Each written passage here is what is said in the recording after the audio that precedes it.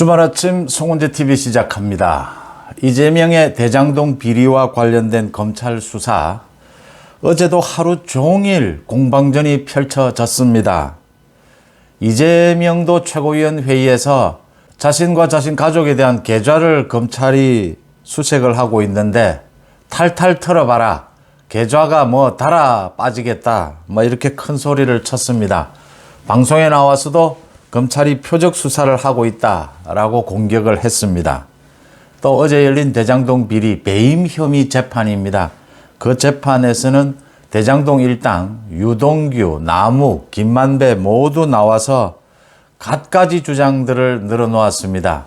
이재명에 대해서 이 대장동 비리와 관련해서 가장 큰 책임은 이재명에게 있다.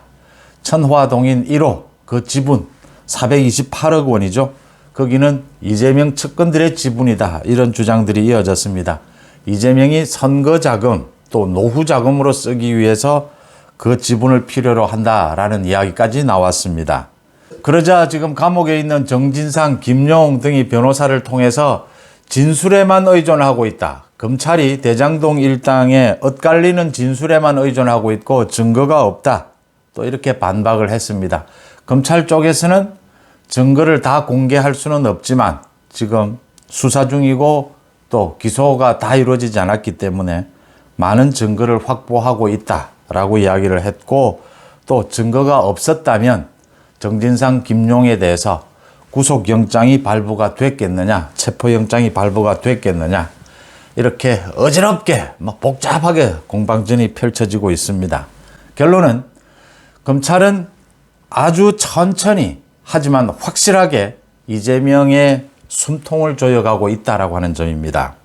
참 어렵습니다. 좀 이재명 빨리 구속시켜서 옛날처럼 고문을 할 수는 없지만 왜 검찰이 지금 구속을 시켜서 정확하게 좀 밝혀내지 못하느냐.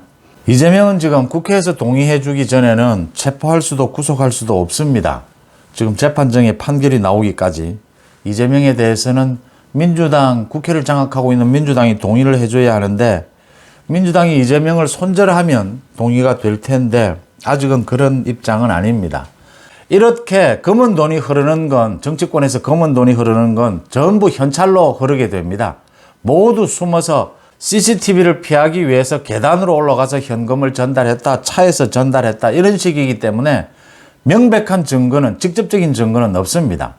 진술 정황이 나오고 난 다음에 그걸 뒷받침할 차량 출입 기록이라든지 CCTV 내용이라든지 메모라든지 믿을만한, 이 진술을 믿을만한 이런 반개 증거들이 나오게 되면 이제 법원에서 인정이 되는 것이다. 그래서 이런 검은 돈에 대한, 현찰로 오고 가는 이런 검은 돈에 대한 수사가 참 어렵다라고 하는 것입니다. 거기에다 이렇게 이재명 측에서는 여론전까지 펼치고 있다라는 것입니다. 핵심은 지금 김용과 정진상은 이미 영장이 발부가 됐습니다. 법원에서 인정이 됐다라고 하는 것입니다. 이제는 대장동 비리의 이 검은 돈이 이재명까지 어떻게 흘러들어갔느냐. 여기에서 가장 중요한 것은 진술과 증거입니다. 진술의 핵심은 김만배입니다. 이재명 관리는 김만배가 했다. 그러니까 대장동 일당이 있고 그 다음 유동규가 있고 그 위에 김만배가 있고 이재명이 있었다. 정진상, 김용, 이재명이 있었다. 이런 순서입니다. 김만배의 진술이 유동규, 남욱의 진술과 일치를 해줘야 하는데 김만배는 최근에 검찰에는 428억 원, 그 돈에 이재명과 이재명 측근들의 지분이다 라고 진술을 인정을 했습니다. 그런데 감옥에서 나오고 난 뒤에는 입을 닫고 있습니다. 그러니까 정진상, 김용 쪽에서 말만 그렇게 했지 실제로 돈을 준 적은 없다. 김만배 자기가 먹으려고, 그 돈 자기가 다 먹으려고 거짓말한 것이다. 이렇게 김만배에게 덮어 씌우고 있습니다. 다음 주에도 계속 재판이 열립니다. 김만배의 생각이, 입장이 바뀌게 될지, 김만배의 진술이 중요하다.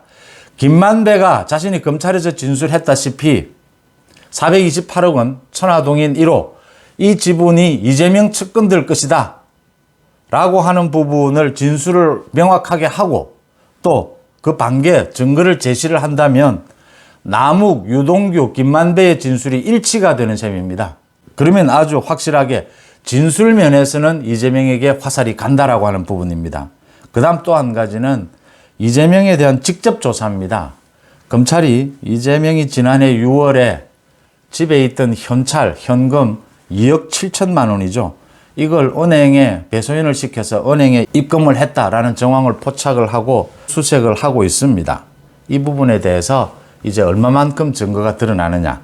이 검은 돈이 이재명에게 직접 흘러들어간 그 꼬투리를 잡을 수 있느냐라는 겁니다. 단 1원이라도. 이 부분을 잡을 수 있다면 사실은 진술은 또 뭐 큰 의미가 없어질 수 있다. 이렇게 대장동의 키맨이라고 할 수 있는 김만배, 이 이재명에 대한 직접적인 증거, 이 두 가지가 가장 확실한 것이다.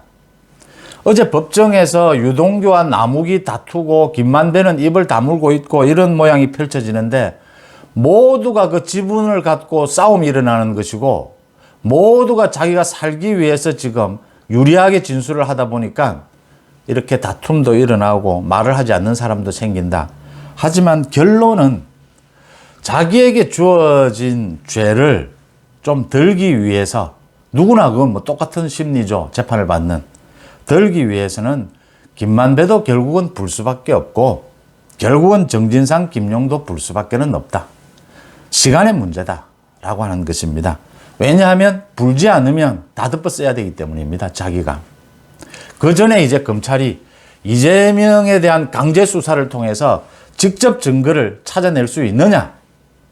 라는 부분인데 어제 이재명이 큰 소리를 쳤습니다. 탈탈 털어라 자신의 계좌에 대해서. 계좌가 달아 없어지겠다 이랬습니다. 그러니까 이 2억 7천만 원 현금, 뭐 조의금 등등이 포함된 현금이다. 검찰이 이 부분을 확인을 해도 이 돈이 어떻게 조성이 됐느냐. 이 부분까지 추적해 들어가기는 힘들 것이다 라는 게 이재명의 생각입니다. 이재명은 큰 소리를 치고 있습니다. 직접 증거를 찾기는 힘들 것이다.